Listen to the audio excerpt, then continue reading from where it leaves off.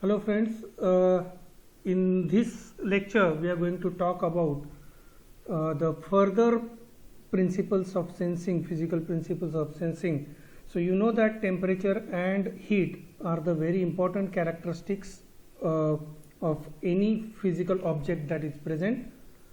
So we are going to talk about those properties and how those properties will be helpful in sensing principle. So let us try to understand what do you mean by temperature. So temperature, it is nothing but it is a measure of kinetic energy of a vibrating particles. That means every particle in the universe, it vibrates at certain frequency, and if I measure that kinetic energy of that vibrating particles, that will be represented as a temperature. So if the vibration is stronger or the movement is stronger, obviously the temperature of that particle or that body will be obviously high. So if I move the particle or molecule by applying a force, then that force will be called as a pressure, and this force will be applied to the molecule to move per unit area. And what happens if I apply the force? So if I apply the force, when atoms and molecules are in a material are moving, they will interact with other material in a sense which happens to be brought in contact. That means, let us say there are two different materials and they are brought in contact and one is forced. So I'll give you the example here. Let us consider that this is one object, okay, and there is another object in the matter like this, and if you apply the force to this one, so what will happen? So because of that the heat will be generated, and that heat will be in the form of electromagnetic radiation, and that heat will be nearer. So this heat is because of friction between the two objects. Okay, so this is happening. So while you are applying the force, so in VI characteristics, when you pass the current, after a certain time your equipments or electric circuit will also get heated, and that heat is the electromagnetic heat which is given to the surrounding space. So stronger the atomic movement, hotter will be the temperature and stronger will be the electromagnetic radiation. So you can observe, if you keep moving in back and forth direction, then in that case the heat generated will be more and more, and you can feel that heat in the form of electromagnetic radiation. So we all know about the concept of thermometer. When you want to measure the temperature of any body, specifically of our body, then in that case we keep that thermometer either in mouth or in our armpits, then we'll be getting the temperature of our body. So what it does actually, so when a device like thermometer which comes in a contact with such electromagnetic radiation, then it produces a physical reaction or a signal, and that signal becomes a measure of your object temperature. So our body is also giving out the heat. So the best example, when you normally walk, your body temperature is maintained, but if you start walking fast or if you run, then you may feel that your body temperature is enhanced or it is increased. And if you want to measure that temperature, then in that case what will happen? You measure the temperature by simply keeping the thermometer either in mouth or in armpits. You will be getting the temperature measurement. Even if you are having the temperature, viral temperature also, so you will be measuring that temperature. Then the thermal energy, what we'll call it as a heat, it is measured in calories, and 1 calorie is nothing but it is the heat which is required to warm up by 1 gram of water by 1 degree centigrade. at normal atmospheric pressure. So if you take 1 gram of water and if you want to increase its temperature by 1 degree, then whatever may be the heat required to generate or to increase that 1 degree centigrade is called as a 1 calorie. So how many calories you have burned? So we always talk like that one. So we know that when we exercise, we are burning the calories. That means we are actually putting the force to increase the temperature by certain degree, so that our calories will be burned, our extra calories that will be stored in the form of cholesterol and everything, that will be burned. So this is what the example I can give you, so you can understand it. So 1 calorie we have defined. So there are thermal scales. Generally we talk in terms of Celsius or Kelvin or Fahrenheit. So these are the temperature scales that are generally employed for measurement of temperature. So Kelvin scale is arbitrarily based, and it is also called as a triple point of water. So triple point of water means water will be in the 3 formats. First, you freeze the water, that is ice format. Then at normal temperature it will be in liquid format, and at another case it will be in gaseous format, that is when you boil it, it will become a vapor. So that is called as a triple point of water. So Kelvin scale is linear with 0 intercept, that is 0 K.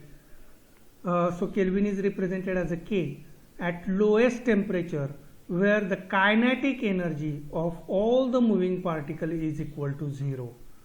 That means there is no kinetic energy. So you may consider it as a 0 degree centigrade. So 0 degree centigrade is, we can calculate. I'll give you the example of that one. So absolute 0, actually we cannot measure it in practice, the absolute 0. So we need to measure it absolute 0 in the format of Kelvin, and we can get it okay. Let us try to understand what is the difference between Kelvin and 0 degree centigrade. So Kelvin and Celsius are having the same slope. If you consider the Kelvin and if you consider the Celsius, and if you plot the graph of with respect to temperature, then it will give you the same slope. It will give you the same slope. So 1 degree centigrade is equal to 1 Kelvin minus 273.15 degrees. That means if you want a 0 degree centigrade, your Kelvin should be equal to 273. Okay. So at that time you will call it as a 0 degree Celsius. So this is how you will be calculating, and the slope of the Fahrenheit is much steeper, because 1 degree centigrade is equal to 1.8 Fahrenheit. So this is what the scale you will be getting. Okay. So you will be calculating the Fahrenheit by F is equal to 32 plus 1.8 into degree centigrade. So that will give you the Fahrenheit of your. So either you will be measuring your temperature, body temperature in Fahrenheit or degree centigrade. You are not measuring it in Kelvin. So thermal expansion. So there are 3 concepts related to thermal activity. So first one is the thermal expansion. So we know that as when the temperature increases, all the solids in the universe, they expands in a volume. They expands in a volume. So you just see, you keep ice and in a vessel, and keep that vessel at in a air, or you expose that to the sunlight. Then what will happen? When you put it in the morning session, you will see that the expansion time will be very less. But if you put it in the afternoon session, specifically in the temporal zone, that at that time the expansion will be very high, because the conversion of solid to liquid is very high. So it will expand, so the volume will be expanded, and you can see that. So because of that, you will see the volume is increased, and this property is a thermal expansion property. You can observe it in various parameters, and this property can be used for sensing the displacement or measuring the temperature in the format of displacement, and that displacement will be directly proportional to the temperature. So whenever the temperature goes up, the average distance between the atoms increases, which leads to the expansion of whole solid body. So this is what the principle why the body gets expanded. And the change in linear dimension, that means length, width as well as height, is called as a linear expansion. So you can find out the linear expansion. So L2 is at the temperature T2 and L1 is at temperature T1. So 1 plus alpha into T2 minus T1. So alpha is the temperature coefficient for a linear expansion.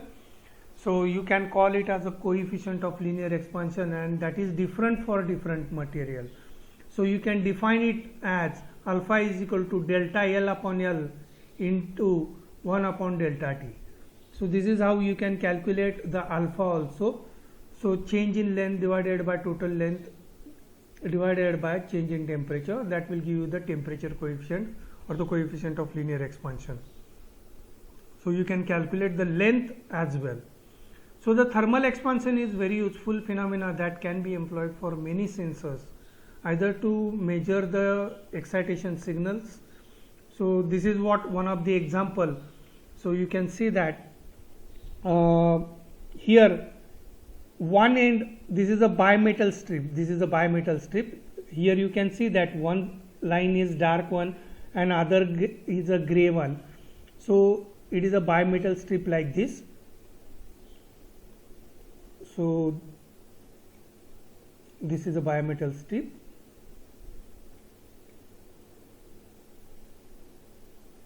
Okay, so such kind of bimetal strip is used over here, and this bimetal strip is in a spiral format. Then what happens when the temperature increases? Because of the expansion property of the material, this will get expanded and it will try to expand it, and you will see that there will be a movement which is connected to this one, this scale, and that will show you the changes in the scale depending on the temperature. So if the temperature will be high, obviously the deflection will be more. If the temperature will be less, the deflection will be less. So this is how you can calculate the signal. Okay.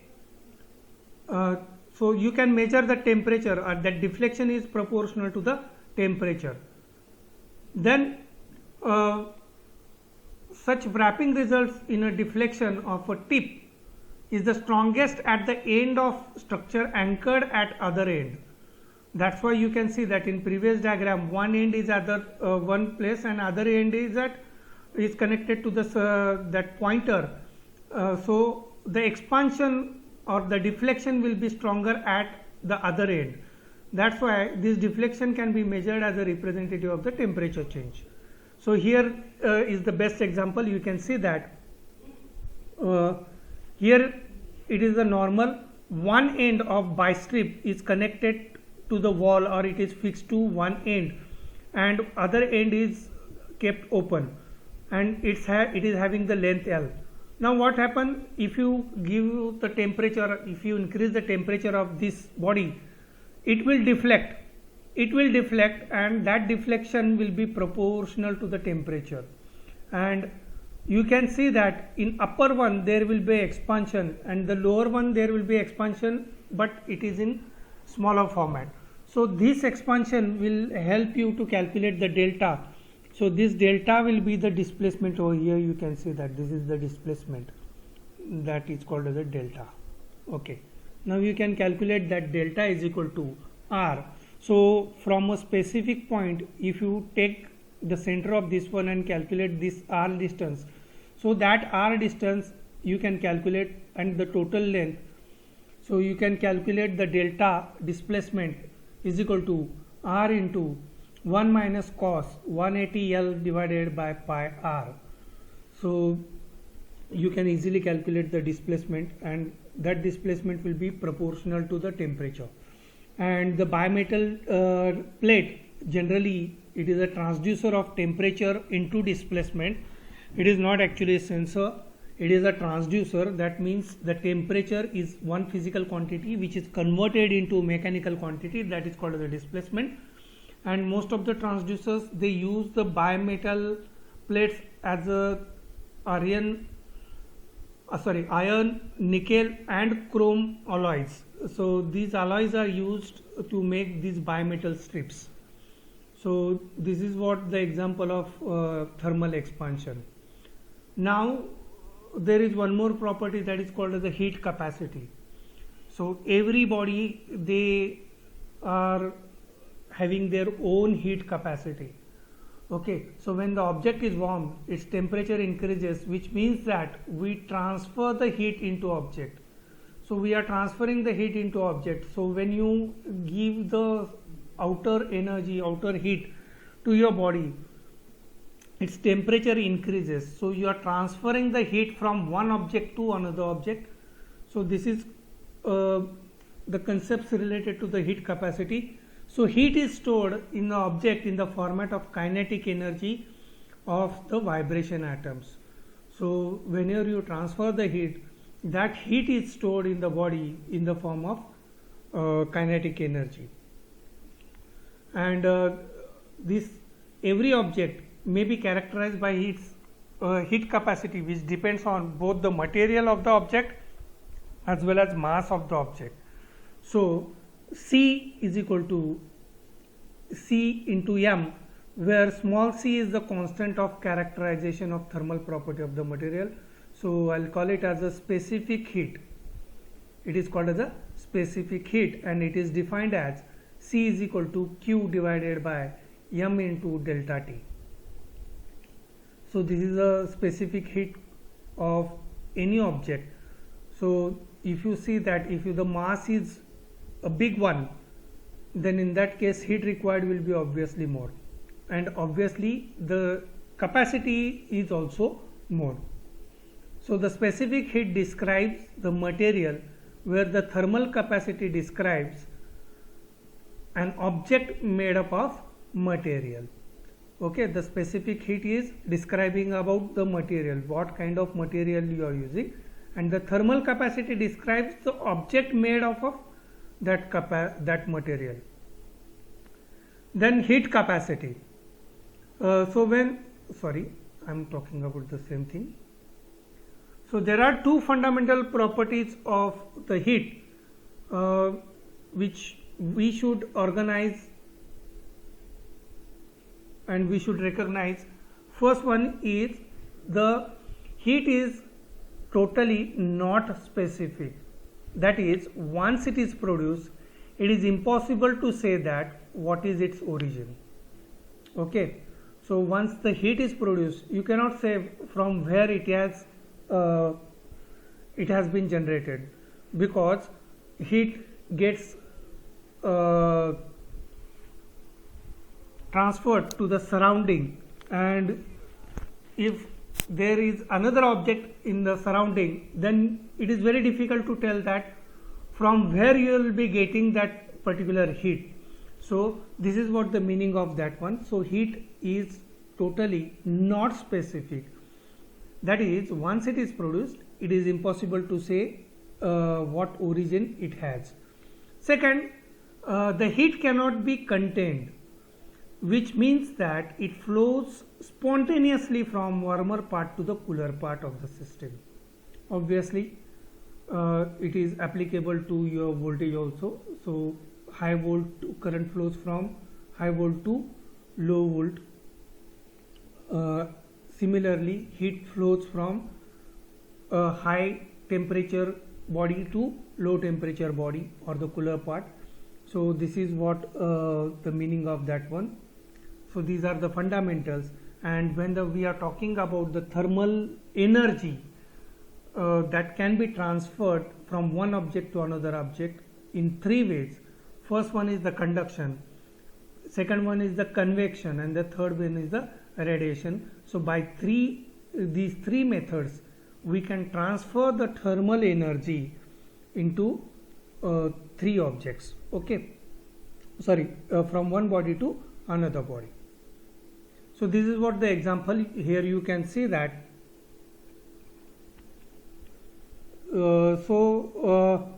Here is the heat source, this is the heat source, and you will be transferring this heat to the surrounding. So the temperature is here, you have mentioned that. So what will happen, the body temperature of this one is at this T0, and when you start transferring, what will happen, the conduction, because it is nearer to that one or connected to that heat source, then what will happen, because of that heat source the heat will be transferred from this body to this body, and the temperature goes down. Now it becomes to T2. Now from T1 to it will become to T2. That means the heat coming from this end to this end, it will drop down from T0 to T1. From one end to other end, it will drop down to T1. And from this end to this end, when heat is transferred, what will happen? The temperature will be again down. When again it is transferred, the temperature will be again down to T3, and when it comes to this end, so here you can see that there is one connection, there is another connection, and there is a third connection. That means three objects are connected to each other, and when the heat from this end to this end, when it comes, the temperature will drop down to TA. And from this end, again the temperature will be radiated to the surrounding. The temperature will be radiated to the surrounding, and again there will be a concept called as the air convection. So if the air is here, so you can see that it is always said that the hotter air will move towards upward side and cool air will come down. Okay, so again that cool, because of this radiation, again the temperature will increase of this cool air, and so this is called as the air convection. This is the radiation. Okay, and this is the conduction. So all the three concepts are said over here. So conduction, when the two or more objects are connected to each other and you transfer the heat, that is a conduction. From body to the surrounding, it is a radiation, and through air or through medium, there is a convection. Okay, so this is how you will be getting the three concepts of conduction, radiation, and convection. So thermal conduction, I have already given you the example of that one.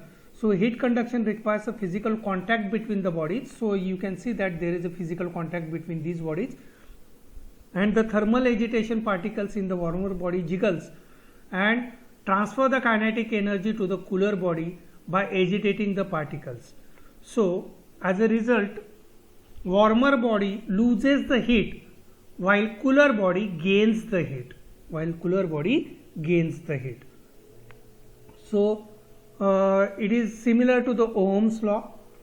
So heat passage through the rod is governed by a law which is similar to the Ohm's law.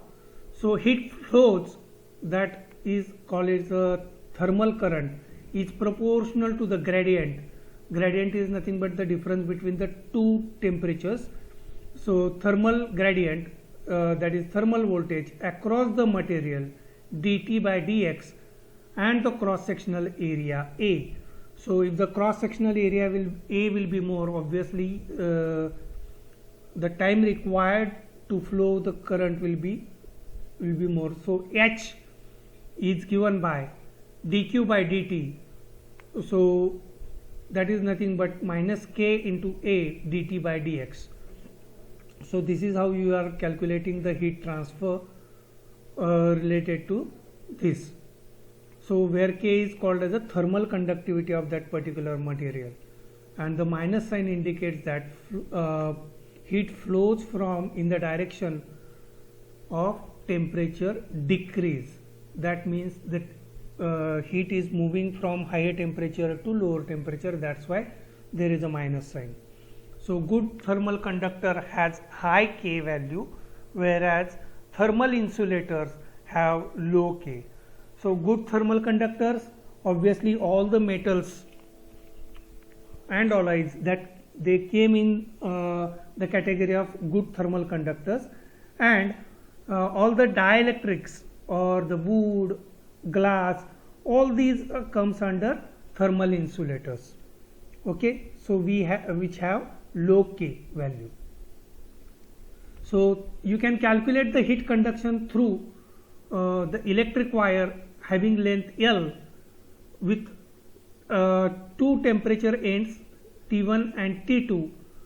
Then the equation will be given by H is equal to K into A T1 minus T2 divided by L. So obviously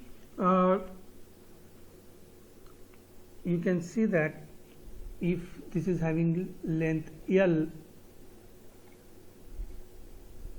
this is at T1 and this is at this end is at T2, and this is having L, then you can calculate the heat conduction H is equal to K into A T1 minus T2 divided by total length, where A is the cross sectional area of your wire.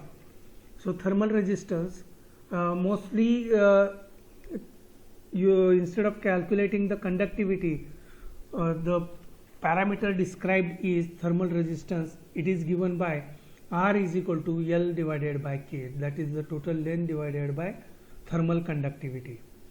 So heat conduction is given by, in terms of R, H is equal to A into T1 minus T2 divided by R. So you can calculate the heat conduction by simply knowing the temperature and the thermal resistance and the cross sectional area of the that wire or a bar. So you can easily calculate the heat conduction of that one. Okay. Now the second concept is of thermal convection. The second is thermal convection. So what is that thermal convection? So heat transfers from a solid body to a moving agent. Moving agent is what? Moving agent may be your air, and within that moving agent is called as a convection. So we know that, so when you, what will happen, so you might have learned this concept in your physics, that so whenever you heat air or a water, what will happen? So let us consider that a vessel is having a water, it is full of water, and you start heating it. What happens? So initially the water at bottom level will be heated, and that will move upward, and the particles which are from upper side, that will move downwards. And similar thing it happens with the air also. So the air which is heated up, it will get lightened up and it will go up, and the cool air that comes down. So this is what the principle of thermal convection. So what it says, so you can see that heat transfer from a solid body. So heat is transferred from this solid body. So solid body is the vessel, okay, to a moving agent. So to a moving agent may be a water, or it may be a air, or within a moving agent is called as a convection. Within a moving agent is called as a convection. So it requires the intermediate agent, either it may be fluid, so that fluid may be a gas or a liquid. So that takes a heat from a warmer body, carries to a cooler body, releases the heat, and then may or may not return back to the warmer body to pick up another heat of a portion. Okay, so you just try this concept at your home also. You can easily find out the thermal convection concept. So convection may be a natural or it may be a force. So natural, so whatever may be the rain, you know that vapors from the sea, they will move to the sky, and with air they will be moved towards the land, and everything that nature's cycle, you know it very well. Okay, or it will be a force by mechanism. That means you are directly moving, or you are directly using external pressure, or you are using external heat to use, or the force. That the example over here, given over here is that the natural convection of air is the natural air, you may observe that, and the forced convection will be if you are using the fan or a blower, what happens, the fan or blower will push the air in the opposite direction of the fan blade. That's why you will feel that air is moving. So this is what the convection by natural or a force method. So this is the best example of fan, and the best example by natural convection is air. Then the third is the thermal radiation. Thermal radiation, it is an object, any object, every atom or every molecule is vibrating. So that's why it is generating a general body temperature or average body temperature. That's why it is all vibrating. But it is not vibrating in a single frequency. So all the atoms in a body, they are not vibrating at a single frequency. So one may vibrate at a lower frequency, other may vibrate at a higher frequency. And if you calculate the average kinetic energy, that will give you the absolute temperature of that body. So as I said that a vibrating particle is a source of electromagnetic field. We have seen that it will generate a heat, and which will be propagated outwardly with the speed of light and is governed by the laws of optics. So we know that the wavelength will is directly proportional to the frequency, and v by means of speed of light c. So we know that, so lambda is given by, that is nothing but a wavelength is given by c divided by v. So c is the speed of light divided by frequency. So c by f, we know this frequency, so lambda is the inversely proportional to the frequency. So because speed of light, we considered it as a constant one, so lambda, that is a wavelength, is directly proportional to the frequency. If the frequency is high, lambda is low. If the frequency is low, lambda is high. Okay, and the same concepts are used. So the relation between the lambda and temperature is more complex, and it is governed by the Planck's constant or the Planck's law. So what it says that when it is established a radiant flux density W lambda as a function of wavelength lambda and absolute temperature absolute temperature T, it will be given by a radiant flux density will be given by as a power of electromagnetic radiation per unit wavelength. What is that? Radiant flux density is a power of electromagnetic radiation per unit wavelength is governed by the emissivity of the object epsilon lambda, then the C1 and C2 constants. So if you can see that W lambda is equal to emissivity into constant 1 divided by pi lambda raised to 5. Here E is nothing but a natural log of C2 divided by lambda t minus 1. So you can see that C1 and C2 are the constants, pi is constant. So lambda, this W lambda, that is nothing but a radiant flux density, depends upon emissivity C1, C2 and temperature T. So all the particles, they are vibrating at a different frequency and different magnitude, which makes the material to radiate infinite number of frequencies in all the electromagnetic radiation range.